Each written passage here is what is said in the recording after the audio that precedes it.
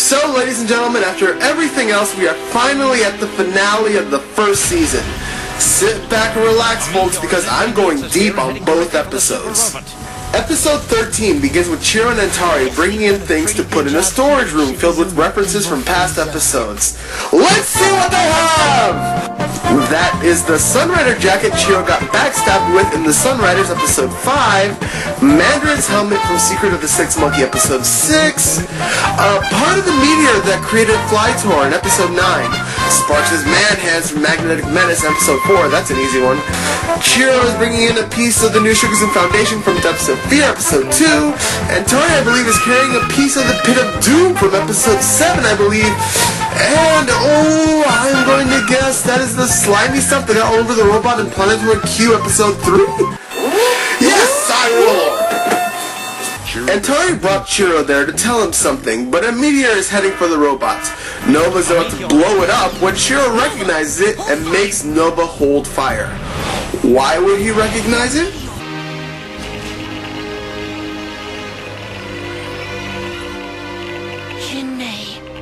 Yes, Jinmei is back and rather scarily just ahead, with her last words being, "He is coming." Chiro is angered as he remembers back episode 1's love montage. Gibson digs into her memory bank and finds the word Supreme Destructor before realizing without her body, they cannot reactivate her. Chiro is a wreck looking for her body when they find a new thing heading for Shugazum. Seems like the Supreme Destructor as the team heads out. Chiro is out for revenge, but Antari reminds him to keep his emotions in check. The team finds a purple cube that transforms into a humongous robot that attacks. The team goes full-on attack, but not a lot is being done. The robot disengages when they notice the robot is mainly focused on going after Chiro. So Sparks, being awesome, uses his own frickin' hands to protect Chiro's tank. That's some gusto right there. The team doesn't fend off for long, so Chiro has an idea and makes the team fall back. The Destructor is about to close in when Sparks uses the Magno Ball Blazer to trap the Destructor in asteroids. After the fight, the team comment on how the fight felt familiar. I sense that too, Chiro. But it's as the team leaves, the Destructor breaks out for repairs, and we see the pilot as some roided up looking guy. Chiro is getting some medical treatment, as are some of the team members also. Their injuries are luckily minor, but the robot, however, is heavily damaged. As we learn that, the alarm goes off. Our Destructor is coming back. Nova points out how since the robot is horrible damage, they should hide Chiro. Hide me? No! Besides, where are you gonna hide me? It's not like you have a secret hiding place. You have a secret hiding place? So underneath Shugazoo Park, there is actually a hidden fortress with 3 security systems the team wish to use to hide Chiro until the team can figure out a plan. The team show Chiro his luxurious hiding spot when Chiro locks the team in and heads up on his own. Since the Destructor is only going after Chiro, he thinks that if he is gone, the monkeys can still be there to protect the city. It is here Antari drops the knowledge of what he tried to explain earlier. our first encounter. It was no accident that you found us. Of course it was. I wandered into the robot, woke you guys up. The rest is history. No, Chiro. You were destined to find us. You are the chosen one. Chosen one! I'm coming! Chosen one! I'm coming! The Chosen One is a bit of a cliched term, so you can see how Chiro doesn't take Antari seriously as he goes off to fight the Destructor while the team tries to break out. The super robot is no match in its current condition, but Chiro planned it that way as he short-circuits the Destructor's robot and his own. Chiro walks out waiting for the Supreme Destructor. They fight briefly, only for Chiro to learn just who it is.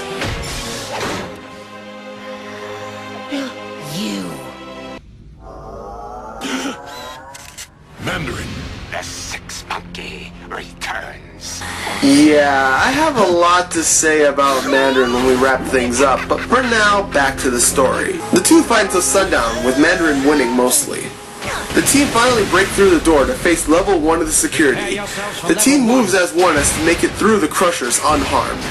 Meanwhile, Mandarin brings up the Chosen One moniker as well, which he obviously knew the whole time.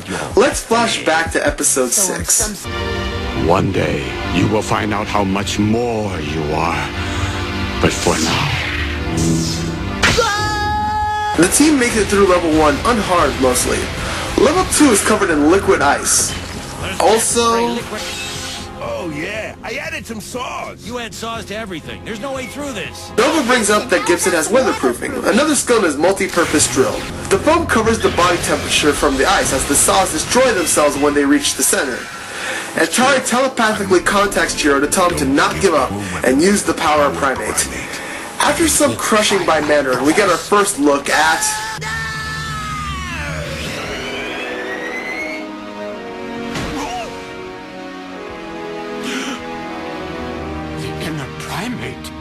Another thing we will get into, but for now let's just call it Super Saiyan Chiro.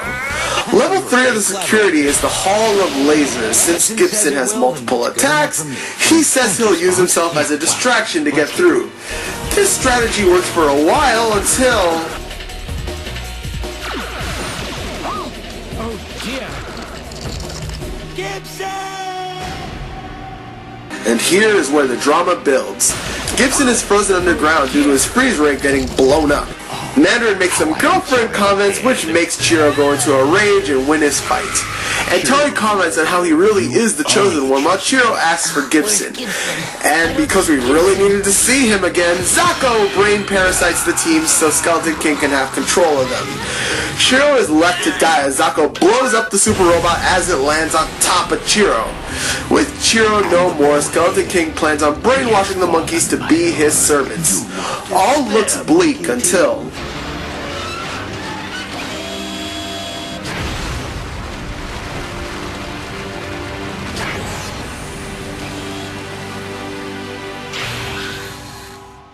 This is not good. I could be frozen. Oh dear. I was. So Chiro survives, Gibson is repaired, and the two have to go at it alone against Skeleton King. Okay, let's take a breather and talk about this episode before going into the final one of the season. The Chiro-Jinmei dynamic is a great reason for Chiro to want revenge. The Chosen One thing even Chiro finds silly, but when he unlocks his true potential with the inner primate, we see it as no joke.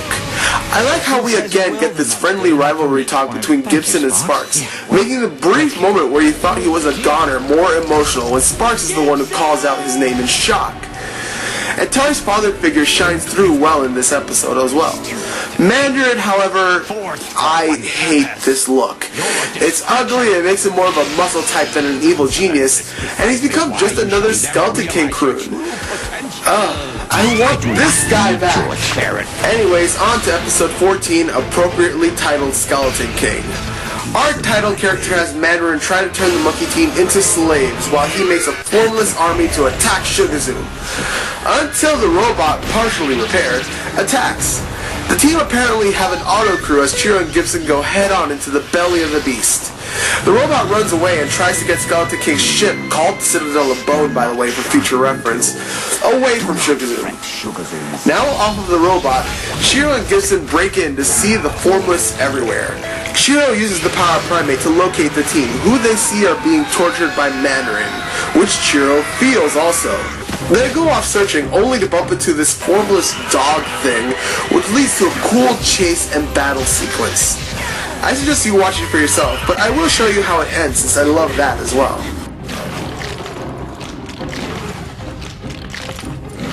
I'll go high, you go low. Acknowledged.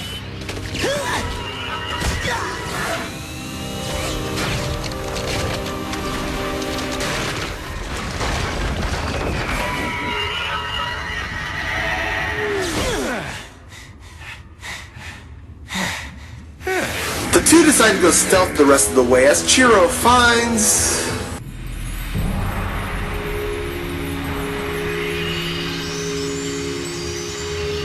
Somehow I don't think the Skeleton King will fit into that.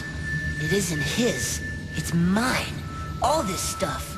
From a long time ago. Oh, that's extremely disturbing. Tell me about it.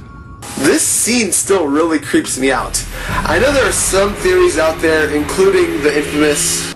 I am your father. But I find that hard to believe for reasons I'll get into later, and I just don't want to touch it. Ugh. Anyways, the Auto crew are no match for a real Skeleton King as the robot shuts down and gets captured. Mandarin's torture seems to be getting to Auto until Antari brings up Chiro to restore Auto's faith as the torture continues. Chiro and Gibson find the team being guarded by Formless when they find Jinmei's body. Chiro has Jinmei remotely control her body and attack the Formless. The TV monster, who by the way is a real character beyond just being Skeleton King's astral projector, searches the robot to find nobody on board. Skeleton King puts two and two together to realize what's going on as Chiro, with no effort, brushes Mandarin aside and frees the team. Pretty awesome. Sparks is happy to see Gibson as Gibson cracks a joke, showing again their dichotomy between each other. The team gets re-webbed and Chiro gets thrown at the feet of his enemy for their first meeting as it's epic monologue time. What is left to cling to? I'll never go to your side. Oh no, Chiro. This is where I remove you from my side, you painful little thorn. Skeleton King uses, for lack of a better term, the Force to fling Chiro. The monkey team decides to merge with the robot to activate it. We can't activate the robot without Chiro. Nothing is impossible for the power primate. We must attempt a remote activation. Without Chiro? Prepare to merge yourselves with the super robot. Skeleton King is having his way with Chiro when the robot breaks the ship apart. As we see, he is in fact connected to a ship, which is why he cannot leave a ship and why he hasn't been on Sugazoom yet. In anger, the two engage in hand-to-hand fighting, while the super robot frees the team and Jinmei is now one again for a double robot attack on the ship. Things don't look good for Chiro as Skeleton King seems to have broken his spirit. Skeleton King thinks it's an opening to influence him until it's inner primate time as he dominates Skeleton King and throws him into the formless pit and crushes the TV monster. But we ain't done yet as we get a formless Skeleton King, which even with the inner primate is too much for Chiro to handle. Luckily, the team attack together to weaken Skeleton King.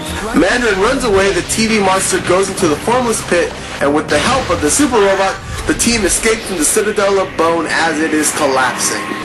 Defeated, Skeleton King tries to ride away on his throne, but gives off a worrying death scream as he collides with space rocks as the ship explodes. Chiro and Jinmei are reunited as we end this season on this note. You know, I can't imagine life without Skeleton King. Of course you can, Chiro. You have but to choose to. Yeah, I guess that's the part that makes this whole Chosen One thing worthwhile. Oh, what an episode to end on! We get to see Chiro's full maturation as a hero. Skeleton King's epic battle is rightfully great and is a good way to climax this season. And there were many moments of doubt and little things to love, from the interaction between team members to little callback things here or there.